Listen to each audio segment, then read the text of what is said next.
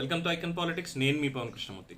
Lepakshi knowledge hub భూములకు సంబంధించి ఇప్పటికీ ఒక 2 సార్లు మనం మాట్లాడుకోవడం జరిగింది. అసలు స్కామ్ ఏం జరిగింది, ఎలా జరిగింది అన్న తర్వాత, అలాగే వైఎస్ఆర్సీపీ నేతలు ఎందుకని దాని మీద కనీసం రెస్పాండ్ అవ్వట్లేదు, సజ్జల రామకృష్ణారెడ్డి లాంటి వాళ్ళు ఎందుకు వచ్చి మాట్లాడడం లేదు అన్న దాని మీద మనం మాట్లాడుకుందాం. ఇప్పుడు దీంట్లోనే కొన్ని లాజిక్లు మాట్లాడుకుందాం. ఎందుకంటే ఈ ఎవరైతే కంపెనీ వాళ్ళు ఈ ఆక్షన్లో పార్టిసిపేట్ చేస్తున్నారో, ఎన్సీఎల్టీ దగ్గరికి వెళ్ళి మేము ఇలా కొంటాము అంటే బ్యాంకర్లు ఒప్పుకున్నారో, ఆ ఎర్తిన్ అనేటువంటి కంపెనీ డైరెక్టర్ నరేన్ రామాంజులరెడ్డి గారు వాళ్ళ ప్రెస్ మీట్ పెట్టారు వైఎస్ఆర్ కాంగ్రెస్ పార్టీ ఆఫీస్లో.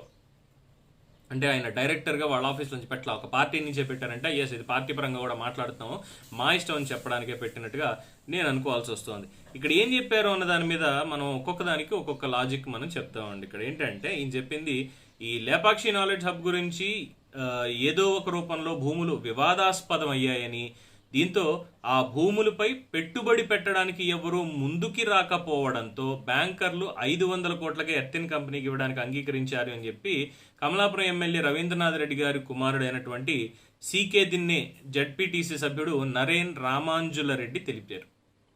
ఎలాగెలాగా వివాదాస్పదమైనటువంటి భూముల, వాటికి వాల్యూ లేదా? అది వివాదాలు దేంట్లో ఉన్నాయి? మీ బావగారి మీదే కదా కేసులు దాని మీద ఉన్నాయి. లేపాక్షి నాలెడ్జ్ హబ్ దానికి సంబంధించే కదా ఈయన మీద A1 ట్యాగ్ కూడా పడింది. విజయసాయిరెడ్డి గారు, ధర్మాన ప్రసాదరావు గారు వీళ్ళందరూ దీంట్లో ఉన్న వాళ్లే కదా.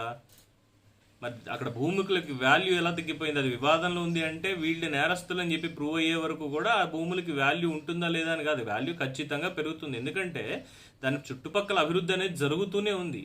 ఈ భూములు కేవలం ఖాళీగా ఉన్నాయి అంతే. రేపు పొద్దున దీనికి సంబంధించి క్లియర్ అయ్యి ప్రభుత్వ భూముల కింద డిక్లేర్ అయ్యి అక్కడ ఇంకేమైనా పరిశ్రమకో ఇంకో దానికో ఇవ్వాల్సి వచ్చినప్పుడు ఆటోమేటిక్గా ధరలు బాగా పెరుగుతాయి. అందులో ఎటువంటి డౌట్ లేదు. ఇంకా మాట్లాడితే అసలు కేటాయింపులు రద్దు చేసి ఆ రోజు ప్రభుత్వం వెనక్కి తీసుకుంది కాబట్టి మళ్ళీ అక్కడ ఎవరైతే ఆ భూములు వీళ్ళకి ఇచ్చారో, అది ప్రభుత్వ భూమి కాకపోతే ఎవరైనా ప్రైవేట్ భూమి సేకరించి ఇస్తే గనక ఇచ్చారో వాళ్ళు గొడవ పెడతారు. ఇప్పుడు ఎకరం 1.5 కోటి దాకా వెళ్ళే అవకాశం ఉంది. ఎకరం 1.5 కోటికి 4,500 ఎకరాలు చిల్లర. ఒకసారి లెక్కేయండి, 5,000 కోట్ల రూపాయల ప్రాపర్టీ 500 కోట్లకి వెళ్ళి ఇచ్చేస్తున్నట్టు. ఎందుకంటే వివాదాస్పదంగా ఉన్నాయి కాబట్టి, దాంట్లో ఎవరు పెట్టుబడులు పెట్టరు కాబట్టి. మరి వివాదాల్లో పెట్టుబడి పెట్టడానికి మీకేంటి అంత ఇంట్రెస్ట్?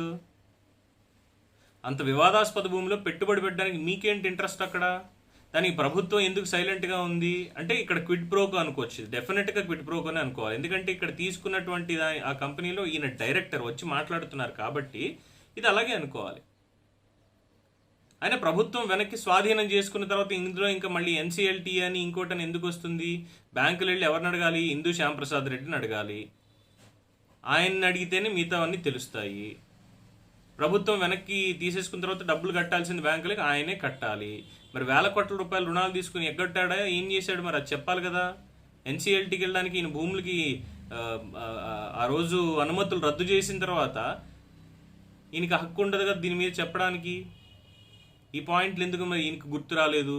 సెకండ్ది, బ్యాంకుల కన్సార్షియం వాళ్ళు ఉన్నారు, వాళ్ళు ఎందుకు చెప్పట్లేదు? మాకు ఏదో ఒకటి అడుక్కు తినే వాళ్ళకి ఉడబుక్కలాడు వచ్చినట్టు మాకు చాలరా నాయన, మాకు 500 కోట్లు ఇచ్చిన చాలు, ఏదో పంచుకొని బాగుపడతామంటే మరి మిగతా 4,500 కోట్ల రూపాయలు డబ్బు ఎవరిది? ఆ నష్టం ఎవరు భరించాలి? బ్యాంకులు భరించాలి అంటే పబ్లిక్ భరించాలి. ఎందుకు భరించాలి? మేము ఎవరో చేసినటువంటి అవినీతికి. ఈ పాయింట్ ఈయనకు గుర్తు రాలేదా? ఇక్కడ ఇంకోటి ఏం చెప్తున్నారు? హిందూ ప్రాజెక్టు వడ్డీ కాకుండా అసలు మాత్రమే 4,200 కోట్ల రూపాయల దాకా బకాయిలు ఉంటే 2,500 కోట్ల విలువైన భూములని ఎర్తిన్ సంస్థకి 500 కోట్లకి, ఇక్కడ 2,500 కోట్లు అని చెప్తున్నారు కానీ చాలా తప్పది. 2,500 కోట్లు కాదు, 4,500 కోట్ల రూపాయలు ఈజీగా ఉంటుంది. మొత్తం ఓవరాల్గా ఆ రోజు జరిపినటువంటి కేటాయింపులకి ఈ రోజు ఎకరం 1 కోటి రూపాయలు వేసుకున్నా ఈ రోజు. ఎందుకంటే బెంగళూరు ఎయిర్పోర్ట్కి ఇటు కియా మోటార్స్కి మధ్యలో ఉంది కరెక్ట్గా భూములు, రోడ్డుకి అటువైపు ఇటువైపు హైవేకి. అటువంటిప్పుడు ఎకరం 1 కోటి రూపాయలు వేసుకున్నా కూడా వీళ్ళకి అది 10,000 కోట్ల రూపాయల ప్రాపర్టీ. ఇక్కడ బ్యాంకులకు వీళ్ళు ఉన్నటువంటి అప్పు 4,200 కోట్ల రూపాయలు. మరి మిగతాది ఎవరు తినడానికి? ఎవరి దగ్గరికి, ఎవరు తీసుకోవడానికి? మరి బ్యాంకులు అసలు దీనికి సమాధానం ప్రజలకు చెప్పాల్సినటువంటి అవసరం లేదా? జవాబుదారీ కాదా ప్రజలకి? ప్రభుత్వం ఎందుకు నిమ్మకి నీరెత్తినట్టు ఊరుకుంటోంది? ఎందుకని చెప్పి దీనికి సంబంధించి మాట్లాడలా? డెఫినెట్గా మాట్లాడతారు తర్వాత, ప్రభుత్వం కాదు, కోర్టులు గట్టిగా మాట్లాడతాయి, అందులో డౌటే లేదు. సో దీనికి బ్యాంకులు ఎర్తిన్ సంస్థకే 500 కోట్లకు ఇవ్వడానికి వచ్చేసాయట. అలాగే మరి ఇప్పుడు రెండు ఇన్సిడెంట్స్ చెప్పుకున్నాం. ఒకటి అటాచ్మెంట్లు ఉన్నాయి, సిబిఐ మరియు ఈడీ అటాచ్మెంట్లు ఉన్నాయి. అవి ఉన్నప్పుడు బ్యాంకులు ఎలా ఇచ్చేస్తాయి 500 కోట్లకి? క్విడ్ ప్రోకో అని క్లియర్గా తెలిసిపోతుంది ఇక్కడ. అది 1000 ఎకరాలు ఈజీగా తెలిసిపోతుంది కదా. ఇప్పుడేదో వచ్చి మేము అది చేసేస్తాం ఇది చేసేస్తాం అంటే ఎలా? వాళ్ళు అప్పుడు ఎందుకు అలా చేశారు, ఇప్పుడు ఎందుకు ఇలా చేశారు, ఎందుకు మాట్లాడడం అదంతా కూడా ఈ లాజిక్ లేకుండా? అది ఒక పాయింట్.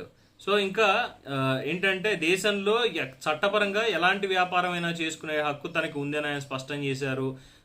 ఈ ఎర్తిన్ అనేటువంటి కంపెనీలో కొందరు స్నేహితులతో కలిసి పెట్టుబడి పెట్టానన్నారు. పర్వాలేదు, మిమ్మల్ని ఏమీ తప్పనలేదు మీరు చేసుకోవడానికి. అలాగే ఆ భూముల్ని తను ఇంతవరకు చూడలేదన్నారు. మరి చూడకుండాను చూసినా ఏం మాట్లాడకపోయినా ఇలాంటి ఇల్లాజికల్గా మాట్లాడకూడదుగా. గతంలో అతి తక్కువ ధరకి లేపాక్షి భూములను కావజేశారని విమర్శిస్తున్న వాళ్ళు బిడ్లో ఎందుకు పాల్గొనలేదు అని చెప్పి అన్నారు. అసలు బిడ్డింగే కుదరదరా బుర్రో అని ఉంటుంటే బిడ్లో పాల్గొనలేదని అడగడం అనేది ఇంకో తల తక్కువ ప్రశ్న. అది వివాదాస్పద భూములని మీరే అంటారు. ఆల్రెడీ సిబిఐ ఈడీ కేసులు దాని మీద ఉన్నాయి, అటాచ్మెంట్లో ఉన్నాయి. ఇంకో పక్కన ప్రభుత్వం కేటాయింపుల్ని రద్దు చేసింది. తీసుకున్నటువంటి డబ్బులన్నీ ఎక్కడికి వెళ్ళిపోయి సమాధానాలు లేవు. జైల్లో ఉండొచ్చారు, బెయిల్ మీద తిరుగుతున్నారు, క్విడ్ ప్రోకో అయింది, స్కాములు అయ్యాయి. ఇది కూడా అర్థం కాకుండా మరి ఇవన్నీ మాట్లాడడం అంటే ఏం చెప్పాలి అసలు? నేను ఈ డైరెక్టర్లందరిలో ఒక్కడిని తప్పితే మొత్తం అంతా నాది కాదు అని చెప్పి సర్లేండి, ఏం చేస్తాం.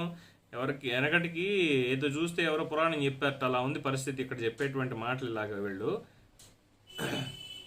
సో తక్కువ ధరకి ఇచ్చేస్తున్నట్టు వివాదాస్పద భూములు కాబట్టి. ఇలా చాలా ఉన్నాయి వివాదాస్పద భూములు. అక్కడ నాకు ఎన్సిఎల్టీ అవసరం లేదు. వివాదంగా ఉన్న భూముల్లోకి వెళ్ళి నేను కూర్చుంటాను, నా అయిపోతాయి. అది నాకు ఇచ్చేస్తారా? ఫ్రీగా ఇచ్చేస్తారా? లేదంటే నేను రూపాయి ఇస్తే ఇచ్చేస్తారా? ఇంకా ఆలోచన ఇవేం ఉండవేమిటి దానికి? మరి ఇన్ని లాజికల్ క్వశ్చన్స్ ఉన్నాయి. ఇది మాత్రం ఆయన మాట్లాడరు. అసలు ఏం సమాధానం చెప్తారనేది కూడా మనకి తెలియదు అనుకోండి. హిందూ కంపెనీ దివాళా ప్రక్రియలో పాల్గొన్నాం కానీ ఇంకోటి కానే కాదు అని చెప్పి ఆయన అంటారు. కంపెనీలో చాలామంది డైరెక్టర్లు నేను ఒక్కడిని అంటారు. కంపెనీలో మీరు ఒకనొక డైరెక్టర్ అవ్వచ్చు, కానీ మీ నాన్నగారు, మీ బావగారు వీళ్ళందరూ ఏ పొజిషన్లో ఉన్నారు ఏంటి అనేది అందరికీ తెలిసిందే. దాంతో మీకు ఉన్నటువంటి ఈ ప్రివిలేజ్ తప్ప ఇంకోటి కాదు. బట్ సమ్హౌ వెళ్తుంది, కోర్టుకి వెళ్తారు కాబట్టి కోర్టు దగ్గర నుంచి డెఫినెట్గా ఆర్డర్ అనేది వస్తుంది. దీనికి ఇలాగ కుదరదు అని చెప్పి చూద్దాం. అప్పుడు ఈ ఎర్తిన్ కంపెనీ భాగవతం ఏంటి, వీళ్ళు నిజంగానే పెట్టుబడులు ఈ ఒక్కదానికే పెట్టారు. ఎందుకంటే వీళ్ళకి అంత డబ్బులు అసలు ఎలా చూసి ఇచ్చారు అనేది కూడా నాకు అర్థం కాదు. వీళ్ళకు ఉన్నటువంటి ఆస్తి 21 కోట్ల రూపాయలు ఎంతో అయితే, అప్పుల దగ్గరకు వచ్చేసరికి వీళ్ళ ఆస్తులు 4 కోట్లు అయితే టర్న్ ఓవర్ వచ్చేసి ఎర్తిన్ అనేటువంటి కంపెనీకి 24 కోట్లు 29 కోట్లు ఉంటుంది, అంతకుమించి లేదు. అలాంటి వాళ్ళు 500 కోట్లు పెట్టి వీళ్ళు దీనికి సంబంధించి లేపాక్షి నాలెడ్జ్కి సంబంధించి ఆ 4500 పైచలకి ఎకరాలు వీళ్ళు కొనేస్తారా? వీళ్ళు తీసేసుకుంటారు వివాదాస్పదం అన్న పేరుతోటి. మిగతా వాళ్ళు చూస్తూ కూర్చోవాలంటే బిడ్లు వేయడం కాదు ఇక్కడ. ఆల్రెడీ అవినీతి జరిగిన దానికి శిక్ష అనుభవించి వచ్చారు. ఇప్పుడు మళ్ళీ దాని మీద మళ్ళీ ఇంకోసారి డబుల్ ధమాకాగా అవినీతి చేయడం అంటే, దానికి మళ్ళీ ఇలాంటి ఇల్లాజికల్ ఆన్సర్స్ చెప్పడం అంటే ఇంకేమనుకోవాలి?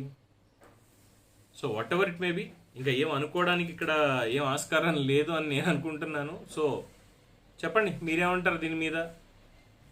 మీ అభిప్రాయం కూడా కింద కామెంట్ రూపంలో తెలియచేయండి. చూస్తూనే ఉండండి ఐకాన్ పాలిటిక్స్. నేను మీ పవన్ కృష్ణమూర్తి.